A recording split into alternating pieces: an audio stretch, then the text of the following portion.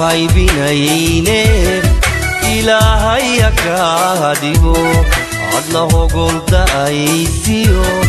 habeen dhalad barwaaqale daawadayaal waxaad ku soo dhawaataan barnaamij gaar ah oo idinka diyaarinay dhacdooyinkii kala duwan ee ka dhacay sanadkii tagay ee 2016 guud ahaanba gobolada Awdal iyo Salal ee dhaca galbeedka Soomaaliland barnaamijkan oo inta badan aan diiradda ku saarayno xasuusiyo raadkii dhacdooyinkii murugada iyo farxadda xambaarsanaa ee sanadkii tagay gobolada Awdal iyo Salal ka sahayday waxaana sanadkaasi tagay oo xambaarsanaa dareenno kala duwan barnaamijkan oo dhacdooyin badan ku soo koobayno waxaa si wada jir ah idinku daadahaynaya anigoo ah Anyaalla Saciid Cabdi iyo wariye Axmed Deeriya Ciiltire daawasho wanaagsan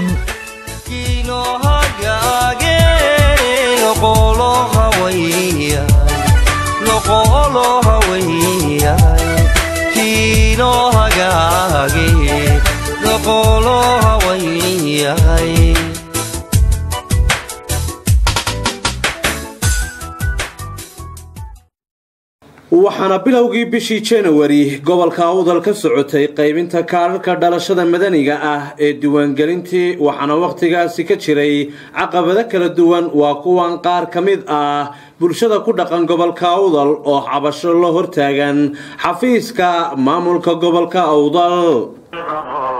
توان dhibaato qabnaa aqal kaleetayna ka qaataa la leeyahay 3 iyo 4 iyo 5 hanoo furaan sidaasaan leenahay annagu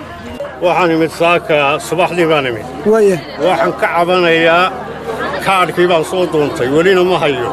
markii aan weydiiyey dhallinyaradii kaarka bixin jirtayna waxay leeyihiin annaga mushaharkii baa nagala maqan yahay 6 bilood saddexdii bishii Janaayo sanadkii tagay waxa komishanka qaranka Soomaaliland soo magacaabeen mas'uulka komishanka ugu sareeya gobolka Awdal waxaana ka biyadiiday qayb kamid ah bulshada ku dhaqan gobolka Awdal takaleeyka loogu daro waxa weeyaan har reer oo reeraha soo tiri suuragal ma waxa leenahay si loo qaysan jiray ama miskiinka loo wada muuqday hore oo jiray guddi komishan hore wali cadaalad ma ka dhacay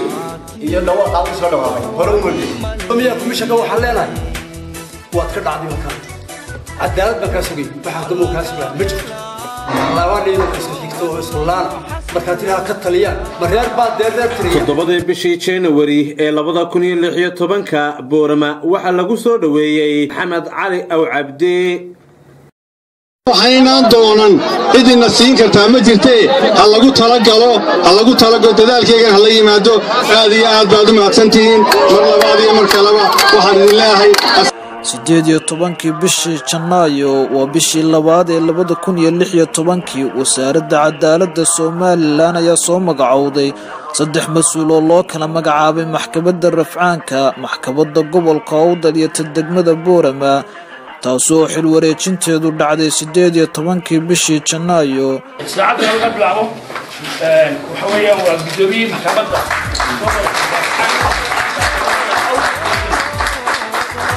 ساكساس وحلو ولقي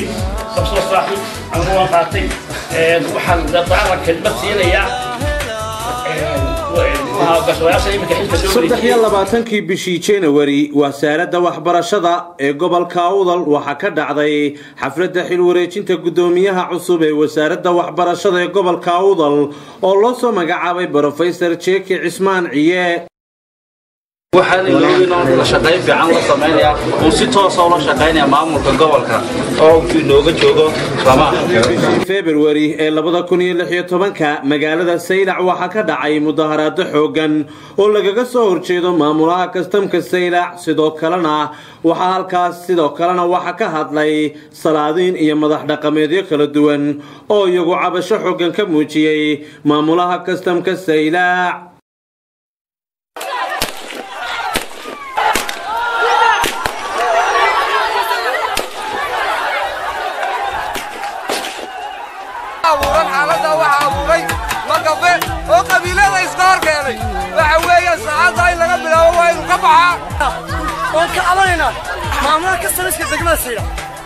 oo dadka ula yimid musuqmaasuq qabyaalad kala soo 18 bishii Febraayo waa bishii labaad ee 2016 waxaa gobolka Awdal ka bilaabmay diiwaangelinta codbixiyayaasha Somaliland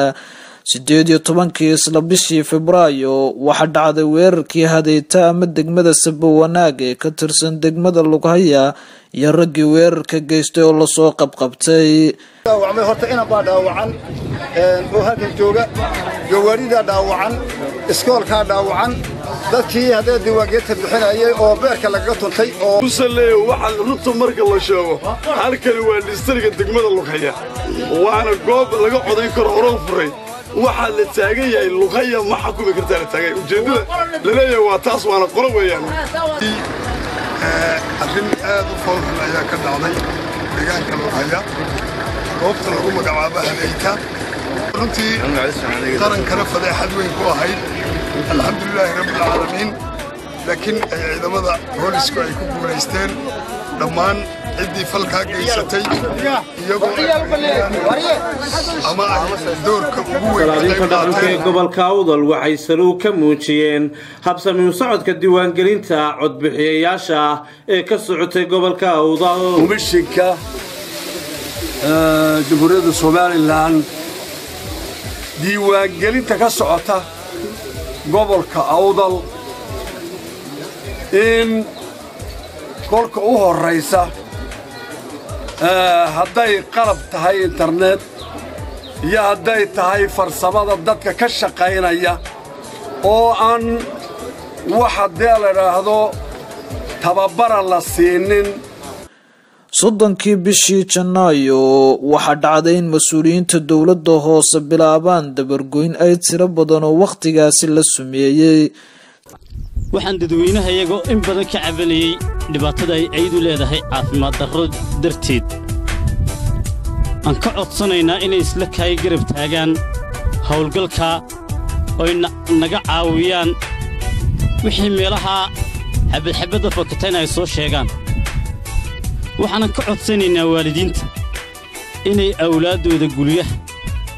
ku ilaashadaan 20 bishii Febraayo siyaasiyiin ka soo jeeda gobolka Awdal ayaa waxay ka dhaxilaaceen xisbiga mucaaradka ee wadani iyaga oo ka baxay guud ahaan xisbiga kulmiye munaasabadan oo ka dhacday hotelka Rays ayaa waxa kala soo qayb galay gudoomiyaha xisbiga wadani aan jirin cid noo yeedhay cid soo tashkiilisay عدنا سوق الغالسي عدنا قول سوق مسلحذي اسمه قلبي عدالة الرنون وأنا أغلي منه بصق ماسو وأنا أغلي منه مدانا قدومية ما طن معها ولا صاص على 7 Maarso 2016 jaaliyada dalka Djibouti ee ku nool gobolada Awdal iyo Salal ayaa taageero xoogan u fidiyay madaxweynaha dalkaasi Djibouti Mudane Ismaaciil Cumar Geelle oo markii afraad u tartamay doorashada madaxtinimo ee dalkaasi Djibouti inaan hawsheena sii wadano oo marka dalkaasi wadno dadka ka saarno aan isiraano waxaan qasanaynaa shaqada sanadood waxaan weeye halkaan la gaaraynaa dhammaanteen 12 bishii Maaris ee 2016 waxaa la soo gabagabeeyay guud ahaanba diiwaangelinta codbixiyayaasha ee ka socotay gobolka Awdal oo ay ku dhawaaqeen guddiga komishanka doorashooyinka qaranka Somaliland maanta waxa farxad noo ah in aanu gobolkii soo dhammaystiray diiwaangelintiisii oo ay shalayto maqribkii ay ku ekayd qalabkii intii u dambeysay lagu shaqaynayeen saaka way ka tagayaan halka gobolka oo waxay qabanayaan Hargeysa dabeetana waxa loo qaybin doonaa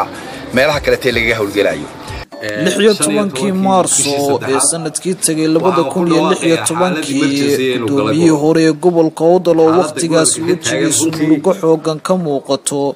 waxa uu ku dhawaaqay in gobolka Awdal galay xaalad degdeg ah abaar baasan oo waqtigaasi ka jiray gobolka Awdal gudoomiyayaasha degmooyinka odayaasha tuulooyinka waxaan faraynaa meydadka lagaga tagaayo bannaanka in ay iyagu aasaan waa dadkii xooluhu ka baxeen heerkaa markay gaadho runtii qofkii dabadheer garanaya ee lixdanka qof iyo boqolka la aasayey ayaan dib u xusuustay aad baanan ugu weeyey waa maalintii ugu horreysaan intaan dhashay 3 maalmood baan ooyo maanta waa maalin ka mid ah waa maalin ka mid ah waayo dabadheer baan xusuusanahay dadkii la aasayey ee lixdanka iyo 77ka ilaahay xaaladana ilaahay baan baan baryaynaa inuu ilaahay gurmad degdeg ah siiyo laakiin xaaladda gobolku galay waa xaalad aad iyo aad runtii waa 26 Maaris sanadkii tagay ciidamada ammaanka ee gobolka Awdal waxay gacanta ku dhigeen baabuur laga afduubtay magaalada Boorama iyo guud ahaanba raggii afduubay gaar ahaan dawlad deegaanka Itoobiya oo runtii dadaal iyo daacadnimo noo muujisay runtii aanan uga mahadnaqayo sida sharafta leh ee ay howlgalka noola qabteen budcadii iyo gaadiidkii wadankooda lala galayna ay gacanta ugu soo dhigeen 29 Maaris sidoo kale magaalada Boorama waxa lagu ogay salaada roobdoonta oo alla lagu weydiisanayay in uu raxmaadkiisa u horiyo si looga baxo abaarta baahsan ee ka jirta gobolka Awdal waxana waqtigaas gurmada kala duwan la gaarsiinayay dadkii abaaraha baana ay ku dhifteen oo ay gargaar xukuumadeed iyo mid shacab ah la isku garab taagay abaarihii baahsanaa ee ka jiray gobolka Awdal رحمتك يا ارحم الراحمين وحي بلدك الميت اللهم اسقنا الغيث ولا تجعلنا من الخالدين اللهم اسقنا الغيث ولا تجعلنا بالسنين 20 bishii Abriil ee sanadkii tagay ee 2016 xarunta dawladda hoose ee Boorama waxa ka dhacay kulan ay wada qaateen maayirka iyo barasaabka gobolka Awdal wasiirro iyo salaadiinkaasi oo buuq iyo safgarad waa ku soo dhamaaday hadallo kulkulyahan jawaad halkaasi la isku dhaafsaday degmadu wuxuu ku fashilmay sidii hadeer baa baqlaysay in laga saaro GPLG degmada kaliya GPLG-ga inoogu jirtay halkaas oo kaliya ma ana qofku inuu isagu samaano ilaada anigu intii aan joogay baan anigu waxaan waxaan galay in aan wax la qabano dawladda hoose haday dawladda hoose shaqay weydo horumar ka jiraya degmada runtii ma jiro sidaa darteed waxaan gobol ahaan iyo dawladda ahaan lagu qasbayay in dawladda hoose wala shaqeeyo oo la gacan qabto laakiin markay soo taagaan anoo waan ka gacan taaganay saacadu halkaas ay maraysaa anoo waan ka gacan taagtay وأنا ولدتين إذا ما مقلا الله ما قضنا والسلام عليكم ورحمة الله. $1 لا سي لما كنا شيء لقى قادو بالقدامي تيم ما قاد كريان ددوينو أنتو يدي أو براسها كنا هو قادو بشام بقول شيء سوق جالسين شنتي بقول ما كلمة بحين وعيان كانوا صاحبنا نسجى سيداي كل كان كل دوم يسير كل عدنا أنا كفر يجي له فيس وحبك القصة منا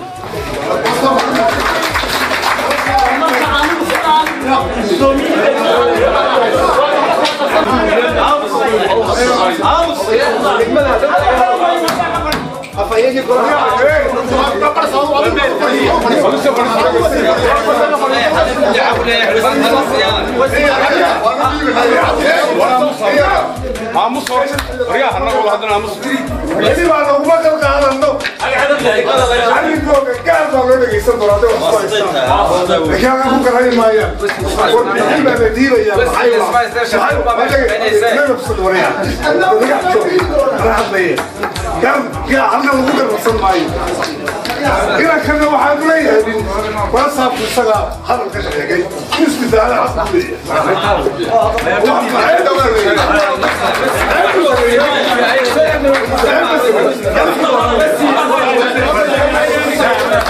labaatankii bishii Abriil ee 2016 madaxweyne ku-xigeenka Soomaaliland ayaa wuxuu kormeer kala duwan ku soo maray deegaanada abaaraha xoogan ay ku dhifteen ee gobolka Awdal waxaan ilaahay ugu mahadnaqaynaa safarka dheer ee anaga iyo waftiga madaxweyne ku-xigeenka aan soo maray markii hore laba wafdi baan kala haynoo laba dhinac baan kala baxnay markii aan aragnay baaxadda ay abaaru leeyihiin labadii jiidadan soo marnay markii dambana waanu isugu nimo waanu soo midaynay runtii waxaan ku soo aragnay dhulka wax argagax leh oo muxuu ahaay laga naxo markaa waxay ku soo hagaagtay sideed iyo labaatankii bishii abriil maanta haddana mudaysnaa May labadeedii iyo saddexdii May 2016 waxaa xabsiga loo taxaabay wariye Maxamed Cumar Jiray iyo Cali Ismaaciil Aare Cali Waaheen waxaa laga meereysanayaa hadalay qareenno oo xariga wariyaashaasi cambaariyay oo ay la hor yimaadaan aan lahayn halkan waxay ku soo eedeeyeen imkeediisa oo haynaa waa saddex qodob 320 iyo 219 iyo 511 taandoon waxa saddexda qodob wixii ay cadeynayaan haddaad noo faahfaahiso qodobada in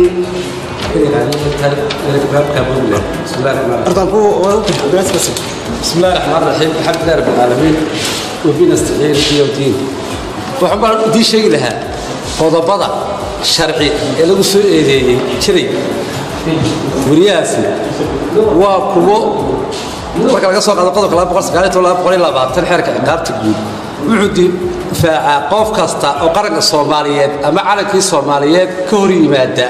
toddobadii bishii May ee 2016 gudoomiyihii hore gobolka Awdal Maxamuud Cali Saleebaan Ramaax waxa uu ku dhawaaqay guddiga xuska qabanqaabada ee 18 May qorsheeyay lagu qoondeeyay macaamiladiina saxaafadu inay idin aad iyo aad uga qayb qaadataan oo aynu maalintaasi qaranka meel uga soo wada jeesano weynaynana haddii ilaahay ka dhigo waxaana magacyada guddiga inoo shaacin doona xogayaha gobolka waxaan ku dhawaaqaynaa liiskii qabanqaabayaasha xuskii 18 May way nagu yartahay haddii aan la yidhaahdo dowladda soo socotaa waxay bilaabi doontaa wadada isku xidhanaya caddeeya beerada taasaana noo muhiima maaha inay ku ekaato laamiga beerana waa inay leeyahay cadagaada oo dariiqa ninkii garanaya ay jeedaa hadda kale labada beel waa ka kamictay xawli waxweyn maaha Somaliland way caruuday cidlay keligeed ku fooftay iyada calankeeda taagtay hadday curubtii bislaatay hadday cunis caawa gaadhay hadduu calankeeni hoose hadduu cirka sare u eegay cadow naxyey hadeerto allah weynuuna caafi geesidiidano geygow dhintiyo geeshkiiaan muddada ku gamaynayo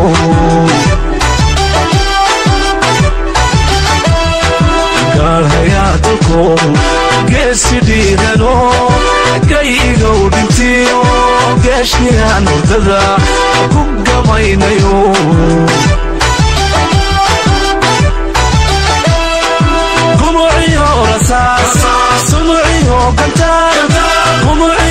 bishii Juun waxa wasaaradda waxbarashada Soomaaliland soo kormeertay imtixaanaadka shahaadiga dugsiyada hoose dhexe sare oo guud ahaanba ka socday gobolka Awdal waxaan u mahad celinay Allah subhanahu wa ta'ala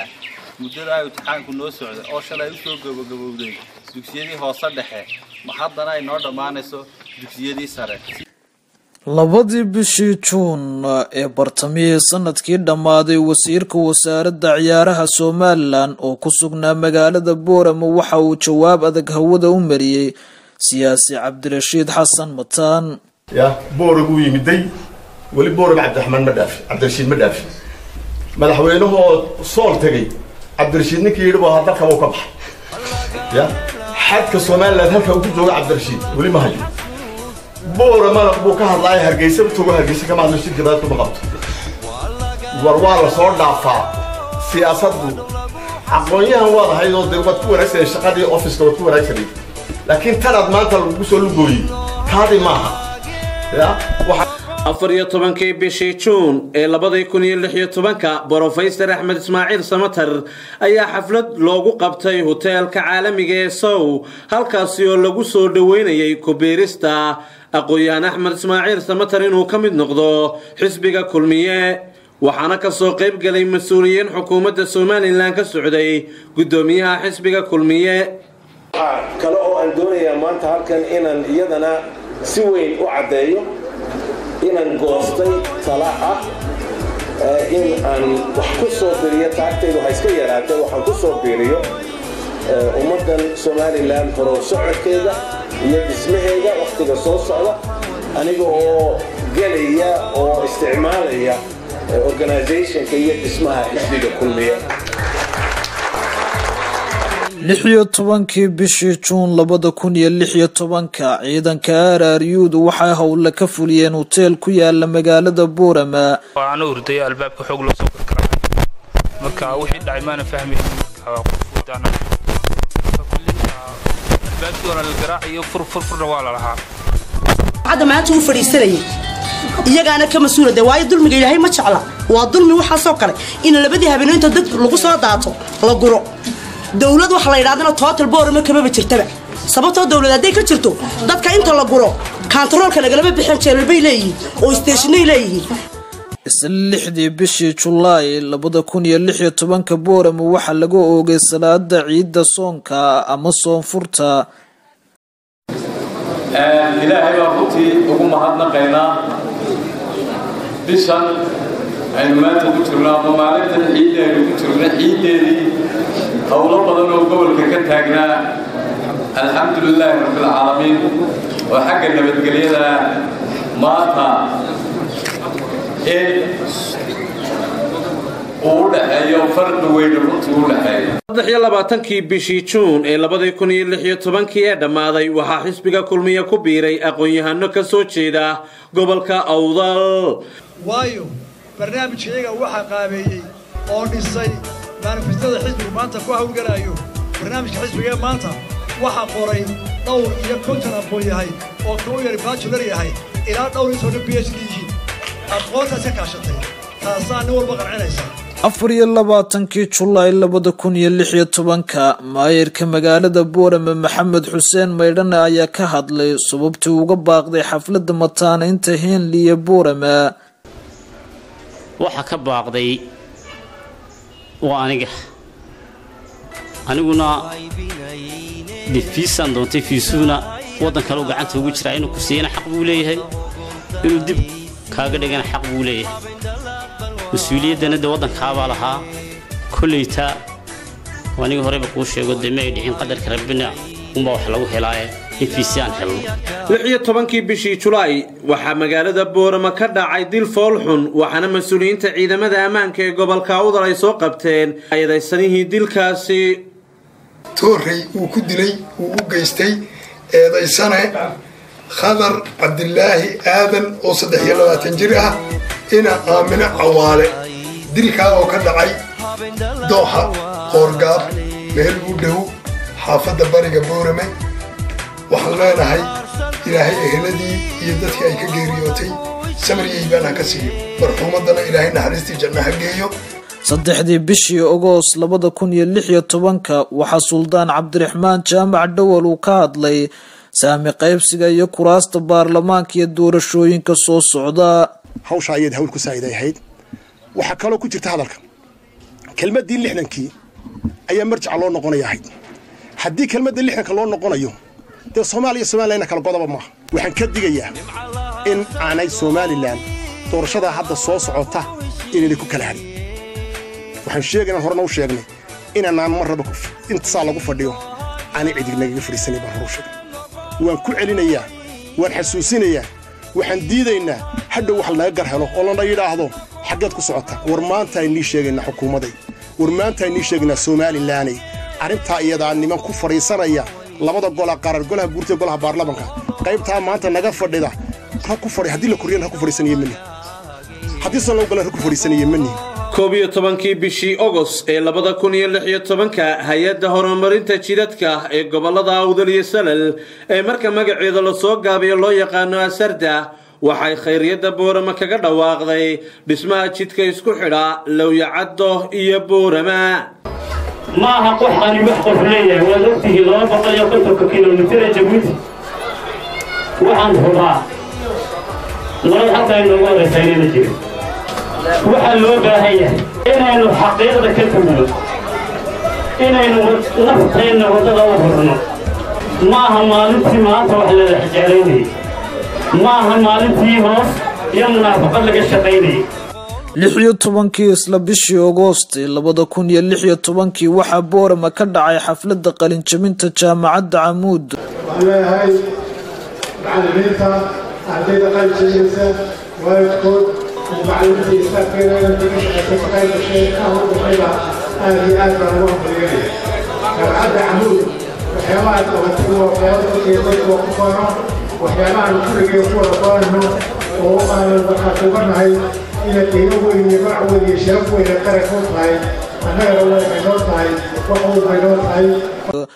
isla bishaasi August 2016 hoggaanka dhaqanka beelaha gobolada galbeedka Somaliland waxay baaq u direen xildhibaanada golaha wakiilada Somaliland kaga jira gobolada Awdal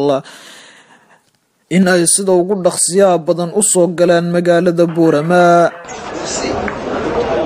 awdal iyo sanad intii kaga jirta goortida iyo baarlamaanka in ay yimaadaan 28 bishan ay yimaadaan Boorame ama awdal iyo sanad labada ka tirsaniba inay yimaadaan Boorama aan isugu nimaadno halkan wixii talo iyo tusaalaha aan isu sheegno wixii tabashaa aan isu sheegno 17 bishii August ee sanadkii tagay 2016 madaxweyne Axmed Maxamed Maxamuud Siinaayo waxa uu kulan la qaatay hoggaanka dhaqanka kaasi oo lagaga hadlayay sidii 6 goobood ee ka daldalan doorashada iyo diiwaangelinta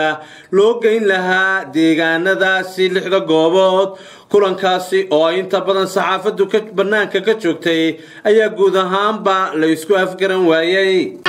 26 isla bishii Agoost 2016 hoggaanka dhaqanka ee gobolada galbeedka Somaliland ayaa siyaabo kala duwan uga hadlay 6 goobood fariin u diray xukuumadda Jamhuuriyadda Somaliland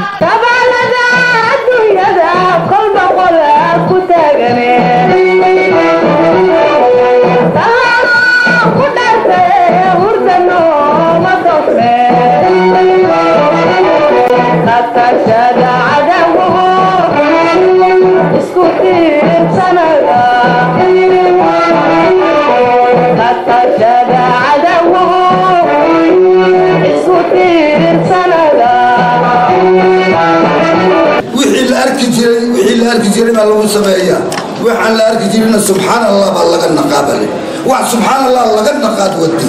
subxaanallah wax laga noqo iyaad wadi waxaasi wax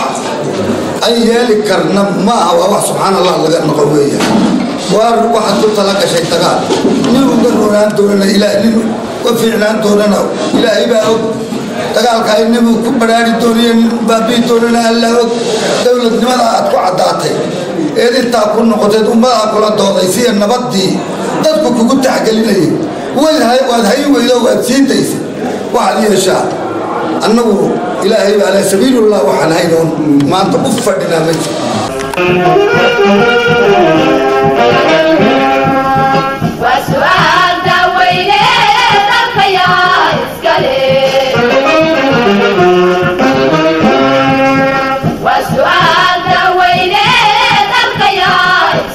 saddexdii bishii September ee 2016 xildhibaanada aqalka golaha wakiilada Somaliland ee ka soo jeeda gobolada Awdal iyo Salal waxay si adag uga hadleen deegaanada 6 goobood waxayna baaq adag u direen xukuumadda Somaliland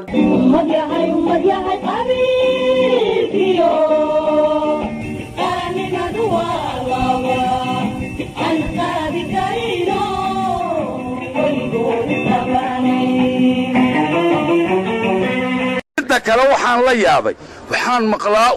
ciidamada Israa'iil ayaa degaamin ka wada dhulka Falastiin war goormaad ninkuna Israa'iil noqoteen Muuse iyo qaydkiyo annaguna Falastiin aan noqonnay goormaan Falastiin noqonnay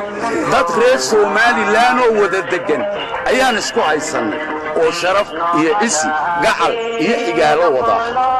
idnaga kii xigtay ma jirto laakiin ilaan aamusnaanta xalay wuxuu yidhi musabbixi xaggaa waxaa lagu yaqaanay hanjabad laguma oqoon gobolka awdal ducaa lagu yaqaanay ee inoo soo duceeye adiguna madaafiic baadna marin annaguna baan kuu soo ducayna weliba ducaan kuugu darna caqligii madaxweyne doonayey maaha kaas sidoo kale jiif caaqil daahir cismaan xasan ayaa waxa uu jawaab ka bixiyey hadallo maalmahaasi ka soo yeedhay suldaan mawliid sabayste suldaannimada malaku xumaynta suldaanada ninkan loo calima saaray suldaan caadiya looma doorin ku xumayn suldaan baa loo doortaan u malaynaya waayo 3 calaamadood aan suldaanada madnuuc ka yaa ka muuqda waxa ka muuqda fidna walaalnibaa ka muuqata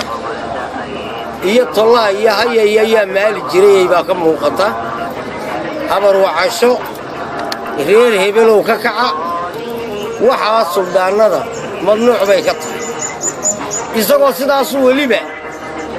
rabaa waxbaan waaninayaa leeyo suldaanaan waaninayo weliba wuxuu sheegayaa yaan ka maqlayaa qofka wax waaninayaa isagoo iswaaniyaan wanaagsan bishii Sebtembar 5-teedii 2016 waxaa dhacay xaflad xil wareejin ah oo gudoomiyihii hore ee gobolka Awdal Ramaax iyo gudoomiyaha hadda Mustafa Shiine hadda waxay noo dhacaysaa xil wareejintii wasiirku kala wareejinaya labada gudoomiye sidaad aragtaaba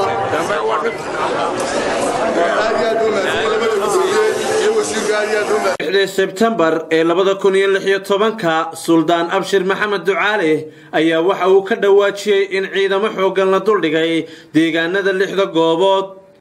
wuu amniga suganaa markaan amniga sugno ayaa arinku ku wareegi doonaa maaragta komishanka uu yiri waad maqlaseen sidoo hadlayba wax u socdaan amni sugaya ma jira amni darro wada waxa weeyaan wadankii oo xagaa ka jiro oo dadkii deegaanku marka horeba waqtigan waqti adag yahay oo saddex ay noolyihiin ciidamo fara badan iyo tikniko ayaa la keenay haba u badnaato ceel la helay Cabdigeedi ha u badnaato waxa weeyaan labadii beelood ee halka yaalay labadii beelood ee halka yaalay ee Raacawliga Habar Muuse way joogaan ciidamadoodu way joogaan waxa weeyaan beesha meeshaan ka diiwaan galanaale ayay u diyaar galaysnaayeen inay iska celiyaan beeshi waxa weeyaan waa libaaxii awrbu fuulay lalaha beesh waxay fuushan tahay dawladday fuushan tahay Sacad Muuse dawladaysan ayaa yimiday 6 goobood 3 ka midana imiga ciidan keenay waxa weeyaan ceel la helay Cabdigeedi iyo hulka 7 Sebtembar 2016 waxaa dhacay xafladda qalinjabinta jaamacadda Eelo ee magaalada Boorama taasoo ka dhacday hoteelka caalamiga ee Sow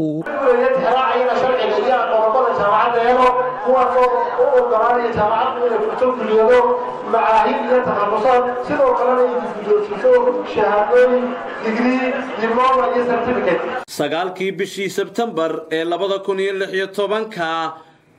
deegaano ka tirsan degmada Lughay ee gobolka Awdal ayaa waxa lagu soo gabagabeeyay shirkii uga socday beelaha iyo beesha Mamaasan shirkaasi oo laga soo saaray bayaano kala duwan waa dadkan goobaha furan yimidee la soo weeraray dee dad baabuur Hargeysa lagaga keeno lagaga diiwaangelin maayo arrimaha imiga noo socdana waa ka mid arrimaha imiga labada beelood socda ayay ka mid tahay waxa weeyaan waxba kama jiraan goobahaasi sidaasay maaragtaa marmaha nimankaasay ku xidhmeen waxa kale imiga sheegayaana waaba ka sii daray 11 isla bishii Sebtembar waxaa xilka laga xayuubiyay maareeyihii hore ee shirkadda nadaafadda Horseed Idris Faarax halkaas oo maamul cusub loo doortay gudoomiye ku-xigeenka iyo maareeyaha shirkadda in xilkii laga qaado boorkuna ay codeeyaan marka inta boorka waxaan ka codsanaynaa in shirkadda gudoomiyaha boorka Cumar Dheelmiil isaguna ahaa isagana xilkiisii gudan waayey markaa boorkii la soo hordhigay isagana xilkii laga qaado boorkuna codeeyo gudoomiye ku-xigeenka boorka maareeyaha shirkadda Idris Faarax Roble oo maareeyaha shirkadda horseed ahaa isaguna xilkiisii waqtigaa gudan waayey kana 2 sano iyo bar xisaabintiisina laga waayey boorku markii dib u eegeen isagana waxa la isla qaatay in xilkii laga qaado Idris Faarax Roble dib u xil saareen 5 xubnooda 5 xubnood xilka waxay sii hayn doonaan ilaa waqtiga laga diyaarinayo December 3 December 2016 in dib loo soo doorto xubno cusub shanta guddidaana ay sii hayaan boorkuna taa haddii uu diyaar u yahay hawl codeyso shanta xubnood 12 bishii Sebtembar waxa gobolka Awdal laga tukaday salaada ciida Carafo maalintaasi ee barasaabka cusub ee gobolka Awdal Shiina uu sasweyn ka qaaday howlaha shaqo ee TV-ga Raya u hayo bulshada waxana uu waqtigaasi ku tilmaamay inuu guud ahaanba telefishanka uu ku jiro halgan waysan ciida kadib maanta waxaan doonayaa raayo halkan inaan kulan ku yeelanay waxaanay dadka reer Soomaaliland raali ka wadahayna xukuumadda dhaqaajinayso waxaan ka codsanayaa inamada dhiiladooda qaasatan inamada Facebook iyo website-yada ku wada iyo hadda television soo baxo boorama ka socdo iminkaan aad u la yaabanahay oo aad moodeen halkan ku jiro waxaan leeyahay maadeerayaalo maanta halgan uma baahna qarankana aqoon buu dhahay waxa way marka sheegay dib aan isaga imanayna waxaan leeyahay dalkan halgan uma baahna 16 isla bishii Sebtembar 2016 gobolka Awdal waxa aad looga dareemayay loolanka jagada madaxweyne ku-xigeen ee xisbiga wadani oo musharaxiin tiro badan oo hanmaaglayaal ay tartamayeen taageerasha waxaan ku baaqayaa inaan diyaar u ahay mar walba aan taaganahay musharaxa madaxweyne xisbiga wadani aynaan doonan idina siin kartaa ma jirtee ha lagu talago dadaalkeega ha la yimaado waxaan shaacinayaa maanta inaan u taaganahay tartanka madaxweyne ku-xigeenka xisbiga mustaqbalka dhow hogaamin doona Soomaaliland ee wadani muddo badan aan ka warwareegay oo islaa bilaa cid kugu dhaantaa jirtay ama cid kaaga haboon ayaa laga maarmaan noqotay waqtigan xaadirka inaan isku soo taago markii in badan la igu dhiiriyay tartanka xagga horaan kaga jira safka horaan ku jira ninka sii banaystanaya doonayeen soo sii banaystaan waa halkiisa laakiin waxaan ogahay tartan xoolo xalaal u dhici doono golaha dhexe marka shirkada la soo yimaado oo aan ku guuleysto inaan noqdo madaxweyne ku-xigeenka noqoni maayo madaxweyne ku-xigeen ku gobolka Awdal ee waxaan noqoni madaxweyne ku-xigeenka jamhuuriyadda Soomaaliland waxaan maanta cadeynayaa inaan musharaxay warashaxa xisbiga jagada madaxweyne ku-xigeenka inaan tartamayo aanan isla ahayn waa qaban kartaa 4 Oktoobar wasiirka wasaaradda maaliyadda Somaliland ayaa waxay soo gaartay magaalada Boorama taasi oo ku horgalaysay khilaaf xooggan oo ka taagan dhanka cashuuraha oo isku hayeen qaadlayaasha magaalada Boorama iyo mas'uuliyiinta dawladda hoose ee degmada baadanaga ma qaadna shaqada iyadu ma soconaa wasiir inaan muran galin waraysi una hal gal laakiin muran yaan la galin ma waraysiga ma u baahnaa kala muran wasiirka anaga ka doonayna warka gobol ku yimid warana xukuumadda ikhtiyaar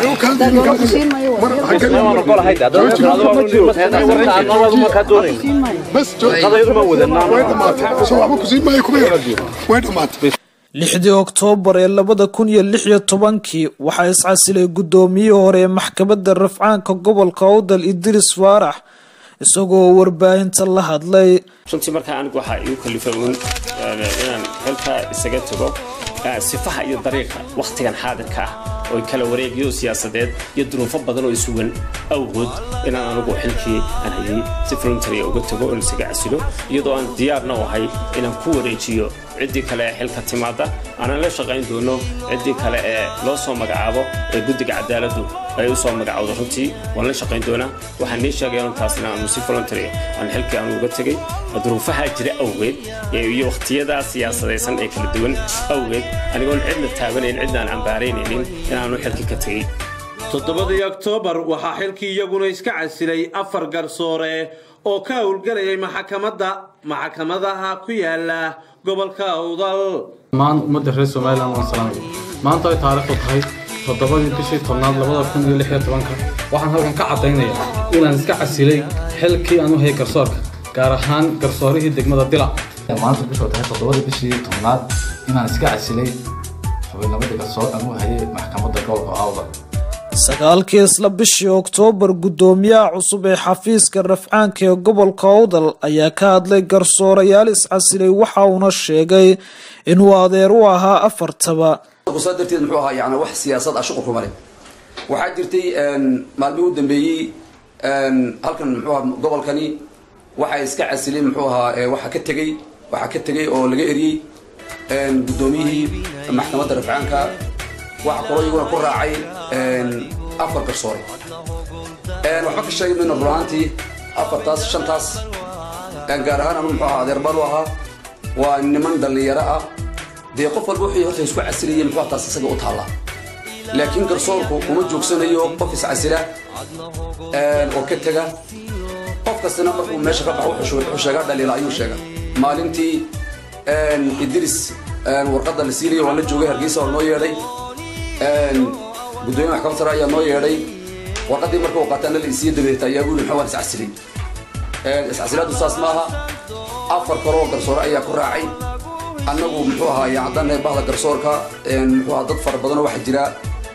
aqoon leh dhalinyar fara badan oo jaamacadaha ka soo baxay qofkii meel baneeya qof kale oo muxuu ahaa soo galayo muxuu ahaa oo walaalkii ba soo galay 8 Oktoobar waxa cirka isku shareertay xiisadii u dhaxaysay qaadlayaasha magaalada Boorama iyo dawladda hoose taasi oo mudaharaad xoogga sababtay iyo in guud ahaanba magaalada Boorama ay ka dhacaan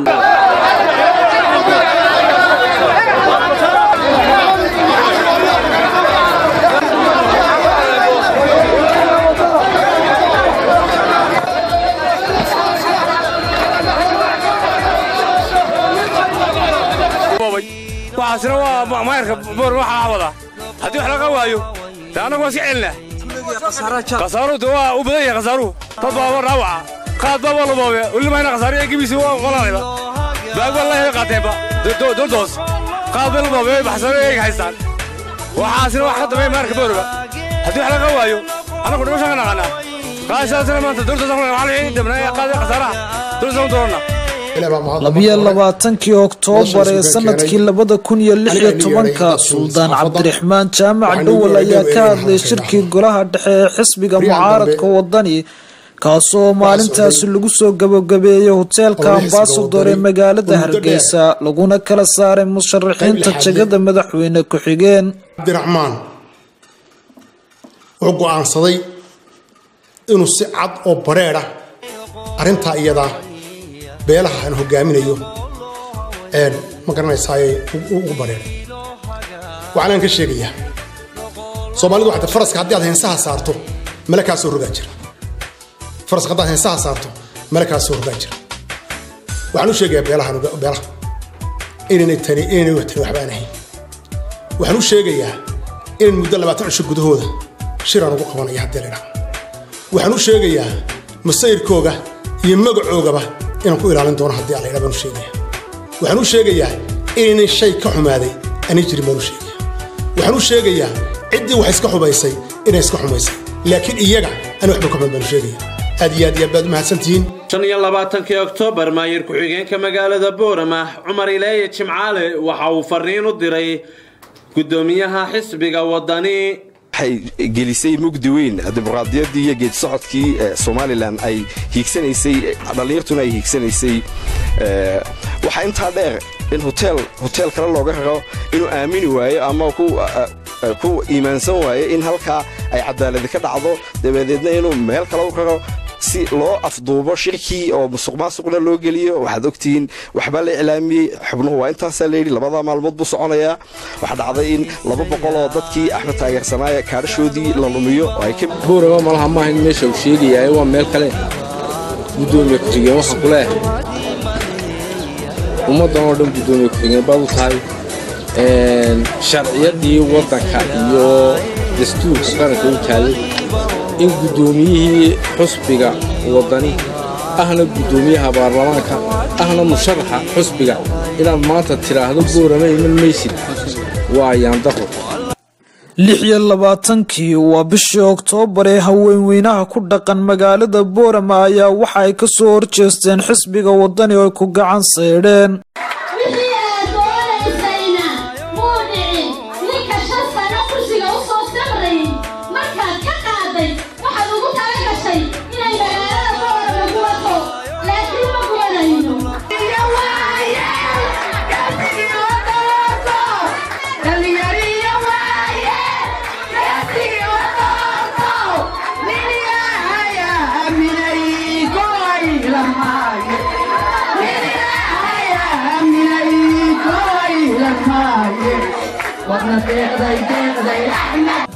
hanu soo gudubna bishii November 1 2016 mas'uuliyiinta gobolka Awdal ayaa fariin degniina u diray dad iyagu soo istaagay dhismaha jidka Lowya Caddo iyo isku xidha magaalada Boorama kilomitir waa bilowgii wadada isku xidhaysa Djibouti waxaan uga digayaa inay ka fogaadaan waxyaabaha sharciga khilaafaya dawlad baan nahay shacab ma nihin dawladuna waxay ilaalisaa danta guud ee ummadda ama mustaqbalka dalka 3 November ee 2016 waxa magaalada Boorama lagu soo dhaweeyay musharax Maxamed Cali noqon maayo anigu waxaan ahay musharax u taagan jagada madaxweyne ku xigeenka may musharax reer may musharax qabiil may musharax cid gaara waxaan ahay musharax u taagan jagada madaxweyne ku xigeenka 6 bishii November waxa magaalada Boorama lagu soo gabagabeeyay shirkii beelaha Habar Cafaan halkaas oo bayaano kala duwan ay ka soo baxeen shirkii loo bashalay waxa ku qeexayay qodobka 17 kaafiyaduna iyo qodobka 17 ee heerkii beelweynta suuqyadii beelaha Habar Cafaan sidoo kale waxaa soo jeedinaya in loo saaro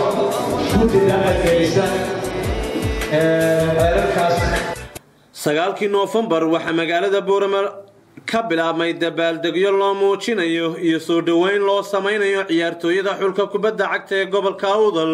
oo markii ugu horeysay kaalin wax ku ool leh ka galay tartanka ciyaaraha kubadda cagta ee Somaliland soona hantay koobkii kubadda cagta iyo koobab kale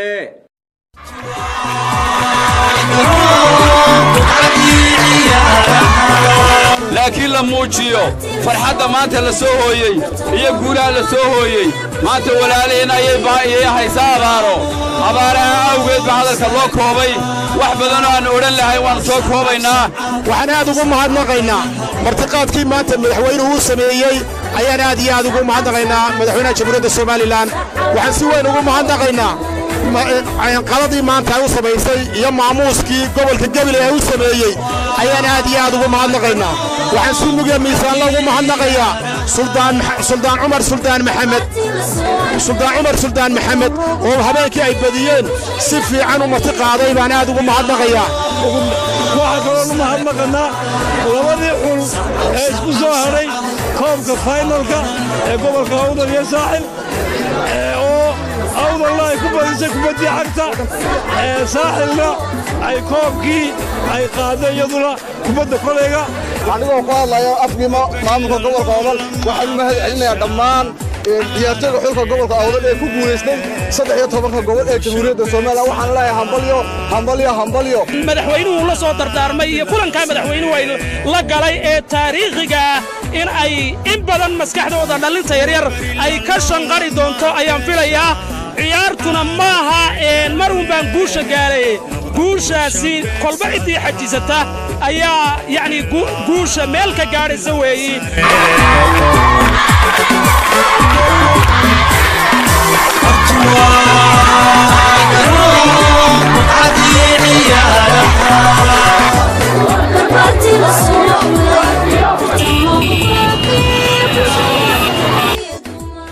tobankii November 2016 hogaanka dhaqanka guddiga abaaraha ayaa baaq u diray in gurmad loo fidiyo dad ka soo hayaamay abaaraha ka jira gobolada bariga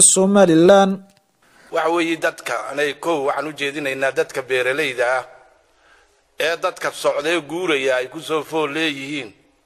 sida rag horeba sheegeen inay wixii calafa iyo caleena ka goostaan oo u fasaxaan waxa weeye wixii xaaba 17 Noofambar gudoomiyaha garabka toosinta iyo cadaaladda ee xisbiga wadani Axmed Muumin Said ayaa si weyn loogu soo dhaweeyay magaalada Boorama kaasi oo boqolaal dadweynaha ay ka qayb qaadanayeen soo dhaweyntiisa siyaasadaydu waxay ku dhamaataa waxayna ka bilaabataa Soomaaliland bay ku bilaabantaa Soomaaliland way ku dhamaataa aniga meel kale la igama maamulayo meel kalena uma socdo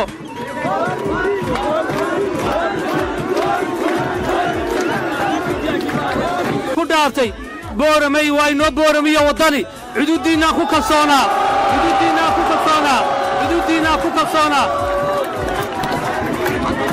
وحكوكسوناي قربتاقينا 11 Disembar waxaa Boorama lagu soo dhaweeyay madaxweyne ku-xigeenka Jamhuuriyadda Soomaaliland iyo gudoomiyaha xisbiga Kulmiye Muuse Biixi Cabdi ninka sarre awala nina la didi maayo ninka soo dhaweeyna waxa la soo dhawow gama badan ku soo dhawow farxad ku soo dhawow ana wadan qabadina intii la kali karay ilaa qore waanu haynaa maalinta barakaysan baa ka marqaatiya wa salaamu calaykum 29 Noofambar waxaa la soo gabagabeeyay shirkii beelaha Maxamed Case uga socday magaalada Boorama halkaas oo laga soo saaray bayaano kala duwan تطلع هنو إلى السلطان كوبي معني هو سيدين وي سيدين دا هنو ما قال لي إنه مستوى هوي هو 48 وي سيدين دي أفرتكا وها كزومية وها سلطان كوبي بيرها محمد حسين 17 Disembar ee 2016 taageerayaashii ugu cudurda badnaa ayaa ku biiray xisbiga talada haya ee Kulmiye munaasabad ballaaran oo lagu qabtay hoteelka caalamiga ee Sow waxa ka soo qayb galay madaxweyne ku-xigeenka gudoomiyaha xisbiga Kulmiye iyo wasiirada ugu culculus xukuumadda Somaliland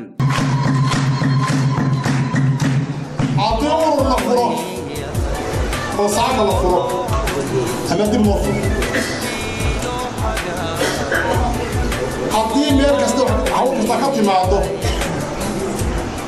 maskaxda iyo muruqa iyo maalkaba reerkaasi waxa inagu ogahay Kulmiye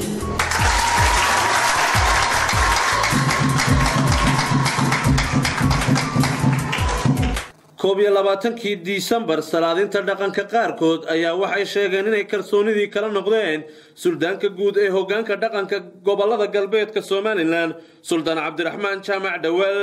maanta oo tahay bishu 21 bishii 12 ma jirto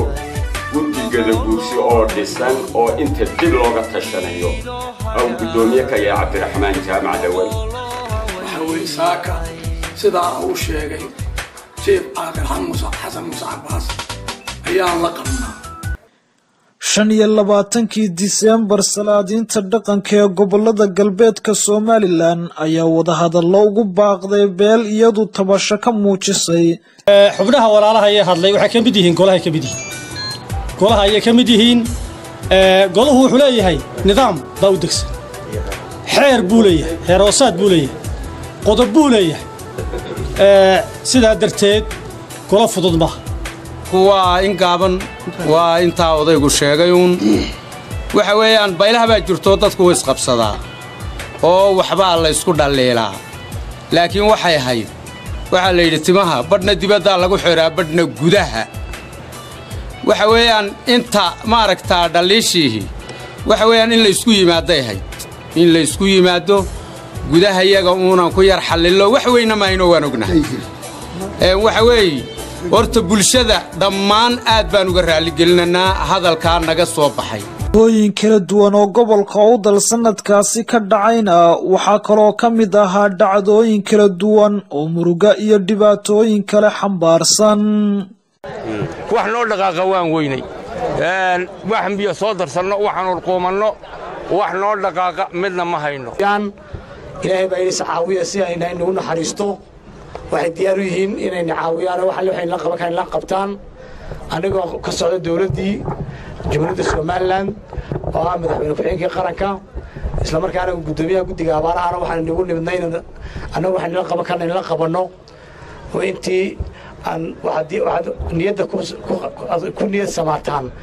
in waxaan la qaban karna inala qabanno hadday cunto tahay iyo hadday biyo tahayba waxaa loo saaran yahay oo waajib laga saaran yahay inaan meesha dhibaata ka taxda inaanu xogteeda helno inaanu dadka ugu baqano dunida ugu baqano wixii aanu la qaban karayna waxaan doonayaa adkaysi inaanu u yeelanno ilaahayna barino iskuna kaashanno wadajirka kaga baxno abaaraha iyo dhibaatooyinka lagu soo baxo guddiga taakulaynta abaaraha ee gobolada awdal iyo salal ee galbeedka somalilan waxay maanta deeq dhar iyo cunooyin kala duwan ay gaarsiiyeen qoysas ka soo barakacay abaaraha bariga somalilan ee ku soo barakacay qaybo ka mid ah degmada dila ee ka tirsan gobolka awdal ilaahay ha laga boqo fadhiga laga kaco dadka maanta waxa ugu daran raashin baa ugu daran sahaydii baa ka gooday hadduu roob da'ana waxay ku hayaamaan ma haystaan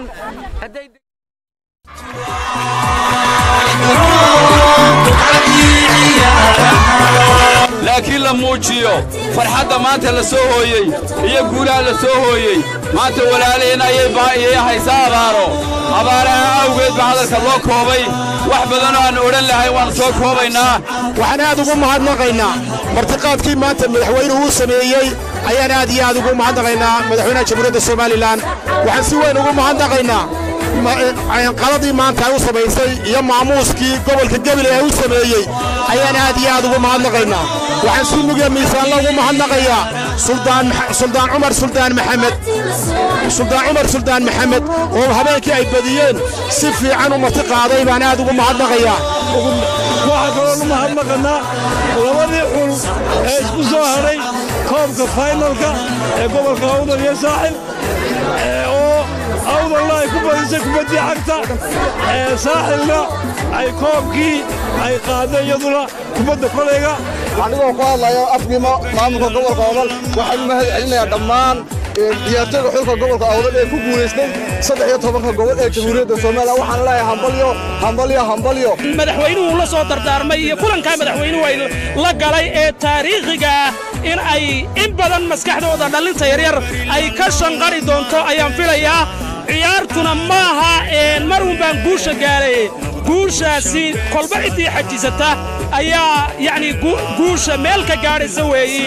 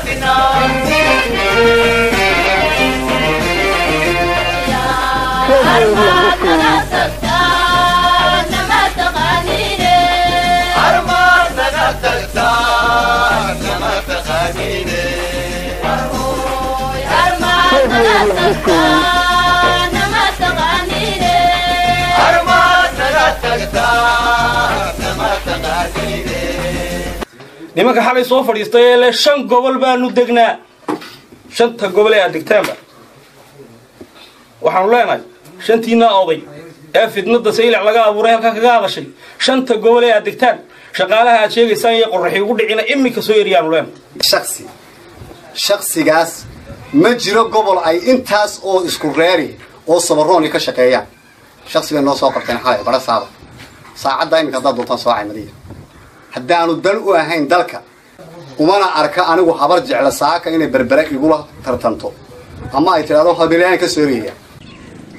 sacad muusana goob annaga lagama qaadi kare waan simannahay oo dad siman baan nahay lughayna degmada eeriyadeeda bundi kama tagayno bundi qori hadduu noqdo kama tagayno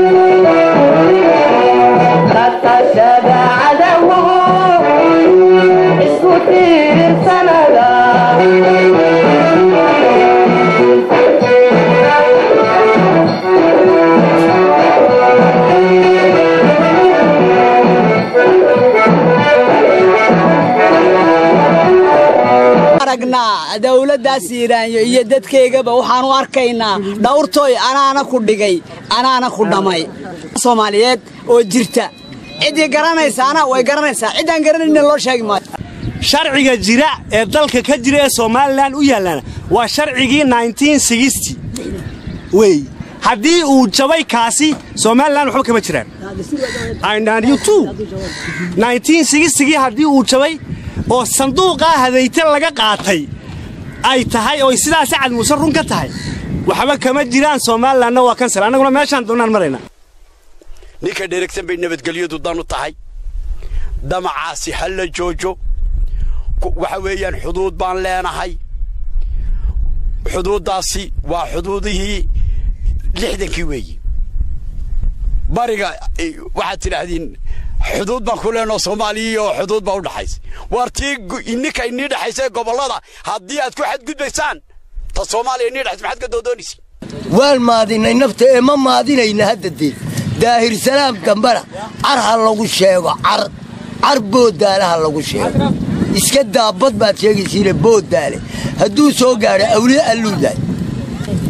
isagaa igu soo duulay isagaa fadhiga iga kacshay saxaradii aan ku dooranayuu jajabiyey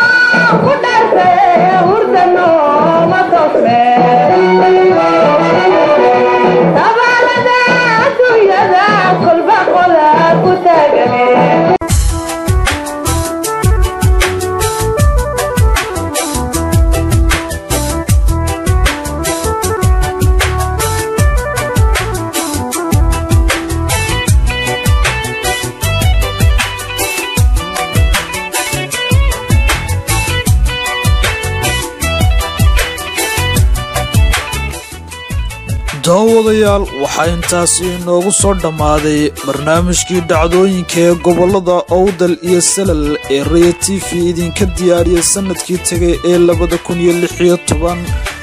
daawadayaal barnaamijkan waxa si wada jir ah idinku soo diyaariyay anigoo ah Anyaala Siciid Cabdi agaasimaha guud ee TV-ga Rayo Axmed Diiriye Ciltire waxaana mahadnaq gaar ah iska leh tafatiraha guud ee Cali Ismaaciil Aare Axmed Dollar iyo Badamire dhammaan shaqaalaha iyo howlwadeennada kala duwan ee Raya TV ee Boorama tan iyo inta aan ku kulmi doono barnaamijkan iyo barnaamij la mid ah waxaan idinka tagaynaa sidaas iyo nabadgelyo